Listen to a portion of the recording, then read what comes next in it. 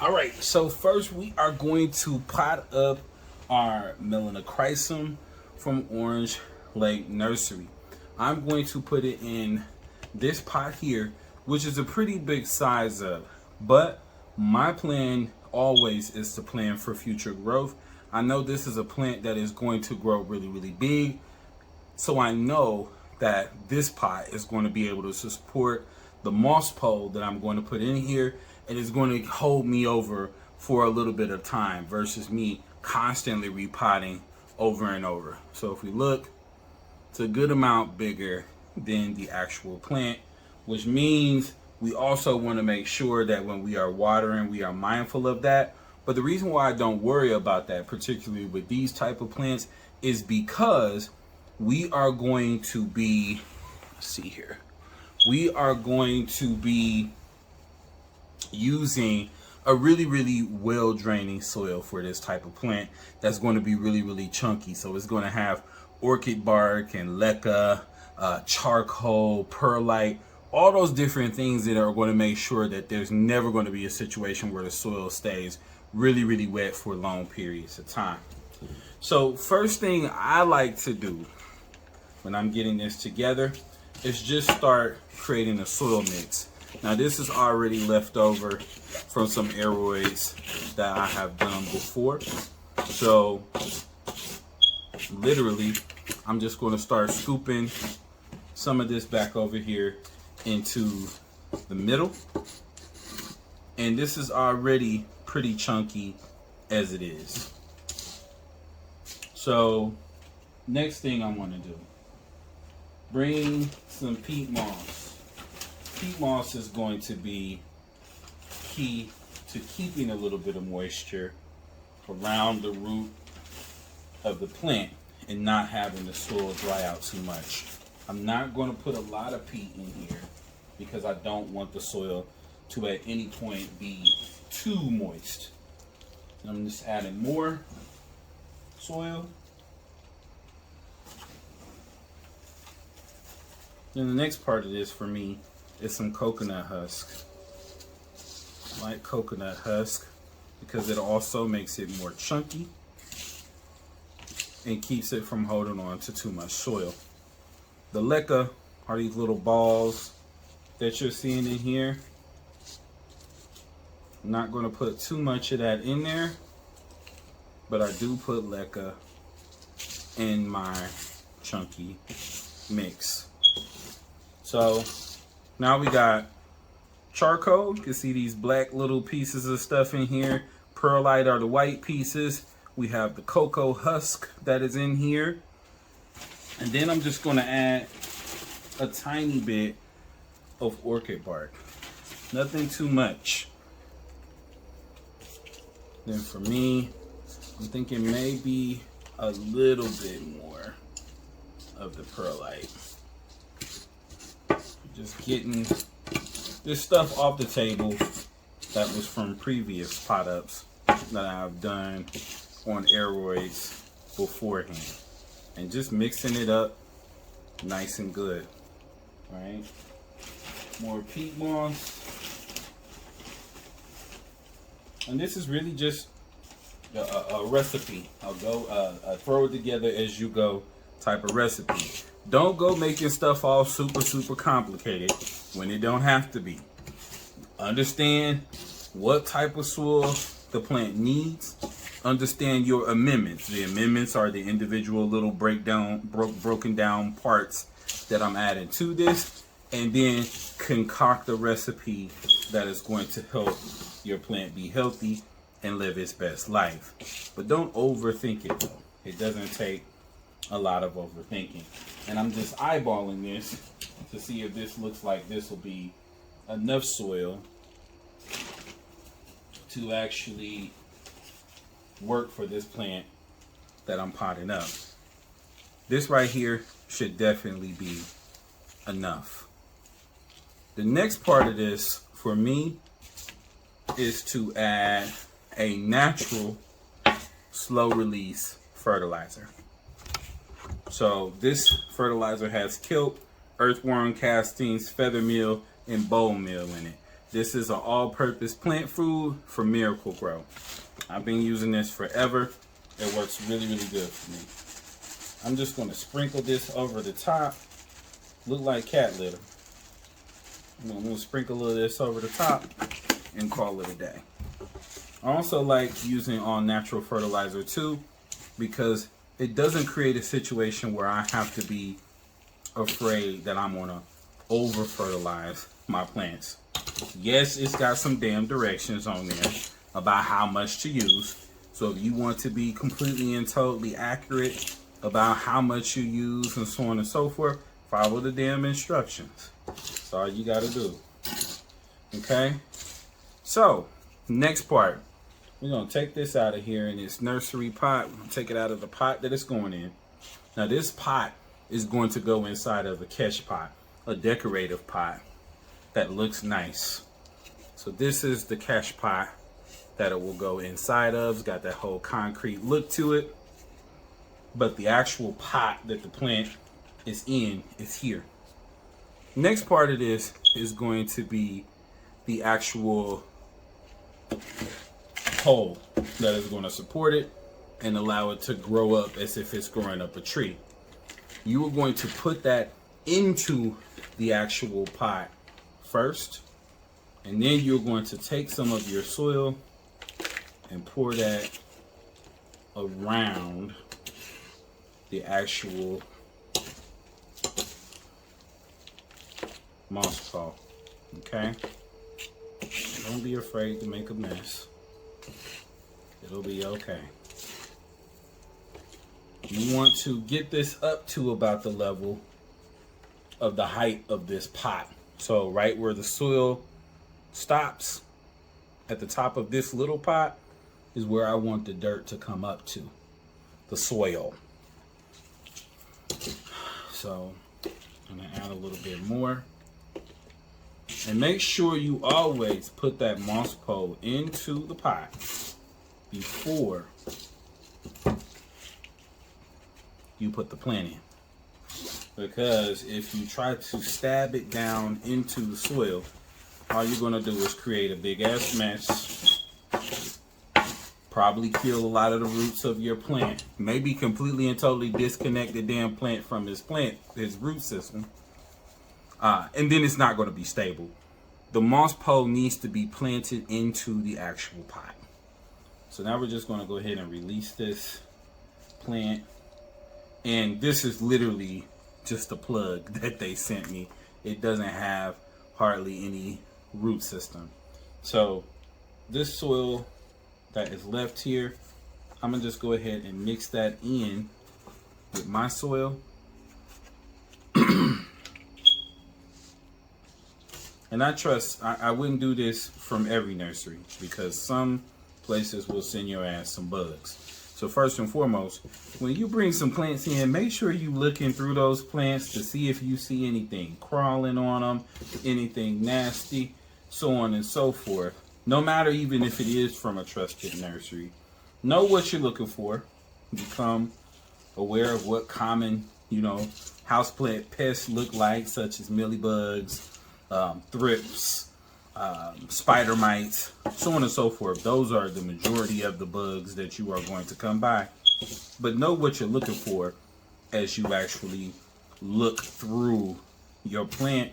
There may be some beneficial insects on the actual plant because there are a lot of nurseries that use biological pest control, meaning they buy bugs that are predators of the bad bugs. So just because you get bugs that come in on your plant from a nursery doesn't always mean that it's some bad bugs that are going to destroy your collection. So first and foremost, know what you're looking for, but always check to make sure you look and see if there's bugs running all around the plant, right? Because that could be a make or break. One of the worst situations you can end up in is bringing in a whole bunch of goddamn bugs into your collection from some nasty nursery that is doing nothing about pest control within their business. And there are ones out there. I've definitely been through some situations. Okay, so now we got this plant here. We want to place this firmly up against the moss pole. As close as you can get it is where you want it to be.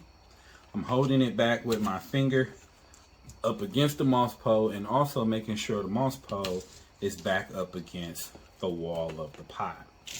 I do not prefer putting my moss pole in the middle of the pot. If you have a situation where your pot is going to be in a situation where it's going to be getting light from all sides, that could be, you know, a good situation for you, because then the plant can grow all around the pole wherever it wants to. My plants are going to be sitting up against a wall, and the wall is not going to be lit, you know, from the back. So we're not worried about having the pole actually in the middle of the pot. It's not necessary. So as you can see, we have filled this up. Now shake that hoe, shake it up, because you want that soil to settle down in the bottom as best possible. Go ahead and tamp it down a little bit. You don't want it to just be loose, floating around in the pot. Tamp it down a little bit. Make sure that it's secure, because again, this moss pole is going to be holding this thing up, right? This moss pole is going to hold your plant up, and you want the moss pole to be secure in its foundation. You don't want it to be shaking all around. So now we know that we have fertilizer in there. We got the whole 9. Now for me, the next part that's super important for me is going to be proactively preventing pests on my plants. It doesn't matter where they come from, how much I trust, so on and so forth. If you have a plant that you know is going to be prone to pests, which the Philodendron Melanochrysum is prone to spider mites, it's known for it, you want to get ahead of that ahead of time. I use this Barnite systemic houseplant insect control. What it does, you sprinkle it on top of the soil. The plant takes it into the roots, puts it up into the leaves. When the bugs eat the leaves or suck on the leaves, what it does is it poisons the actual bugs that are feeding on your plants, right? And that's going to be good for you, because then you got a situation where, yeah, you may get some damage on your plants, but this moss pole is going, that's not the moss pole, but the systemic houseplant control is going to make sure that your plant is poisoning these holes as they come and suck all the juices out of them. So this is our Melanochrysum. It is set up with a little moss pole up against it. What I will do also is make sure to check the back, the very back of the moss pole, because what may happen is there may be no soil in that gap between the pot and the back, and then you still got a pole that's moving around. So make sure that you stuff that soil in the back as well. However, this is what that looks like. I'm going to go ahead and put it into its big pot and set it off to the side. Now, as this plant grows, what you can do is either strap it back against the pole, or you can go ahead and strap it against the pole. Now, I am actually going to go ahead and get down here where the stem is at, not the petiole, so the part where the leaf is actually connected. Don't connect that part, just the actual stem. You take that stem, connect it back against that pole with either something like some twine or plant Velcro, whatever it is that you want to use. Just strap it back. That way it suggests to the plant that, hey, as you grow, you're growing up this actual pole. Okay, so let's go ahead and get into our next plant. So these next two plants that we are going to do, these plants are going to be done semi-hydro. So I'm going to take them out of soil because these are both plants that I know are plants that are known to have issues when it comes to moisture and being able to stay alive, and when it comes to watering them the right amount, so on and so forth. Annoying ass plants, the best way to say that. Alocasia Green Dragon Scale. I've already washed it down and taken the soil off of the root system. And then along with that is going to be our Aglaonema Pictum Tricolor. Already washed it down and taken all of the soil off of its roots. So let's go ahead and get directly into it. We'll start with the Aglaonema Pictum Tricolor. Have these little tiny pots again, but as you can see, it's huge in comparison to this plant and its root system. And then what will be used is this little tray down here. We'll keep the reservoir once we get it, transferred over to semi-hydro. So I also have my semi-hydro mix. Now what I use for a semi-hydro mix is going to be part fluval and part perlite. So again, part fluval stratum and part perlite. Okay, keep it simple. And this works well for me. So if you got something different that you want to use for semi-hydro, whether it be leca, pond, or anything else that's out there, there ain't no rules. You use what works for you. This is what works for me. I like the way that it looks. And this is what I stick to.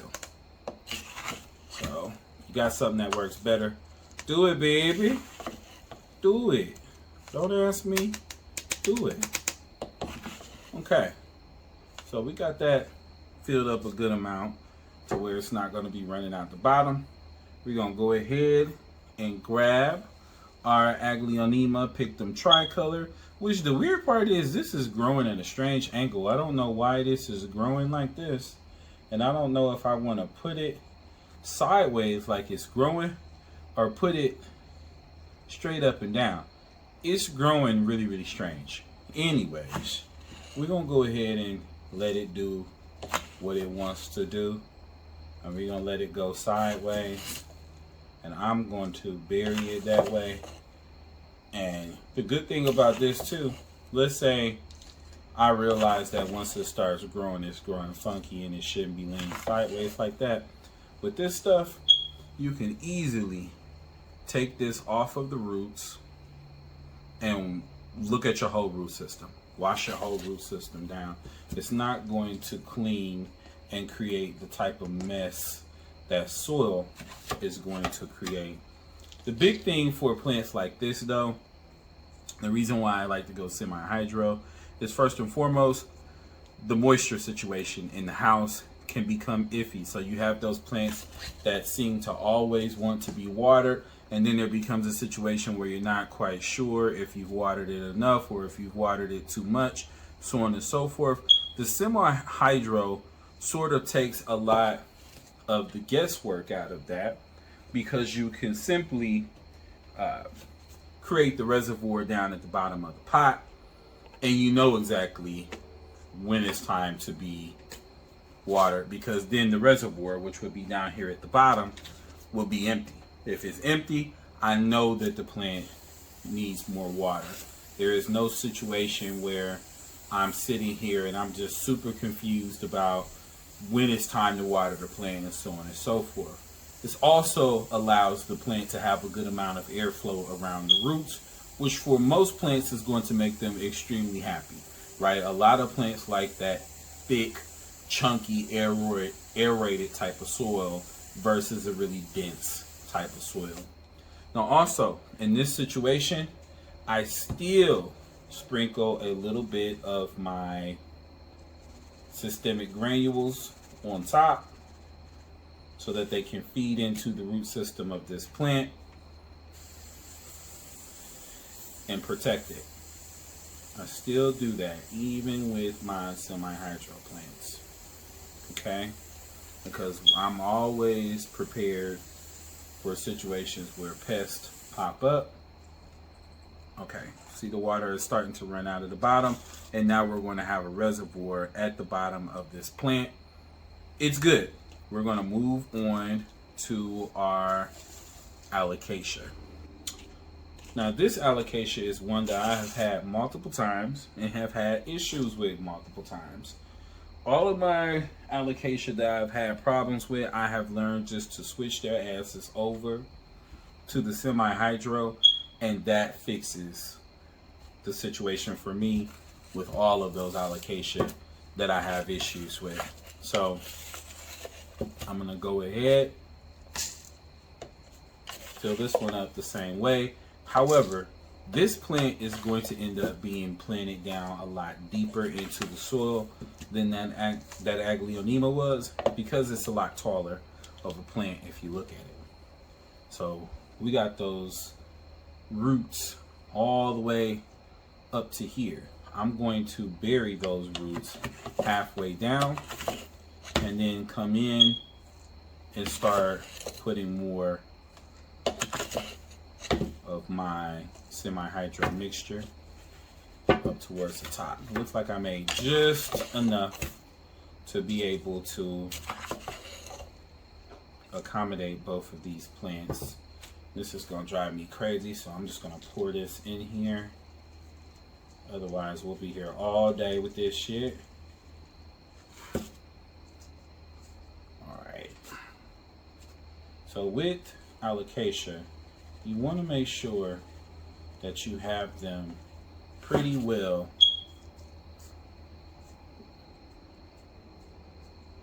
centered and stabilized in the soil, because they tend to like to fall over and lay over. If you have Aglaonemas, not Aglaonemas, but Alocasias, you know what I mean. So we're going to make sure that this is packed in here in a way that makes sense. But we don't want it to be too covered, because then you end up in a situation where the plant rots out. Okay, so same as with the Pictum, we're going to add water, and I like to use water that is non-chlorinated for these types of plants in these semi-hydro, just so there's not a situation where the plant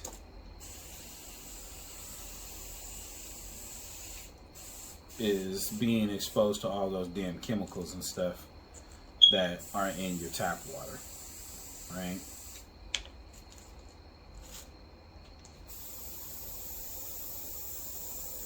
I'm just filling the reservoir up in the bottom of the tray. And this ensures that we're not going to end up with plants that are